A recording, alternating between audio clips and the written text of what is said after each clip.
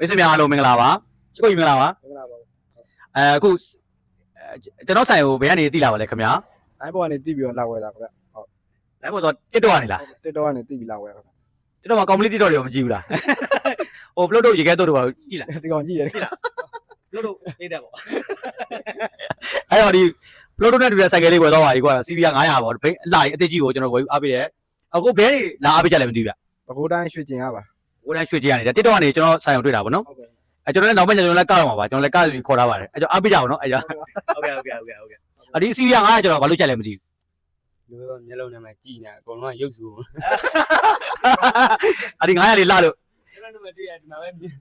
မျက်လုံးနဲ့မှဒီမှာပဲအသားကြ အသားကြဟုတ်ပြောပြီ ဒီစီကတွေ့ပါအသားကြ ကောင်မလေးရောပြောပြီလား အောင်မလေးမရှိ အဲ့ဆိုရင်တော့အခုဒါစော်ကြီးနှုံးနေမြင့်တက်တော့ပါဗောနော်အတစ် တိုင်ဝဲ ကဲဟုတ်ပါပြီချစ်ရတဲ့ဒီ CB900 လေးနဲ့တူအသက်သက်ဆုံးစော်လေးနဲ့တီးထုတ်နိုင်ပါစေဆုတောင်းပေးပါတယ် စီတောင်းရကျန်ပြင်းနေပြီးပါလေ ဟုတ်ကဲ့ပါကျေးဇူးတင်ရှိပါတယ်ကျွန်တော်အားပေးရတဲ့ကိုမျိုးဆိုင်ငယ်ရှိုးတော့နေအများအားဖြင့်ကျေးဇူးတင်ရှိပါတယ်ကောင်းပါပြီစိတ်ချမ်းသာကြပါစေနော်โอเคပါ great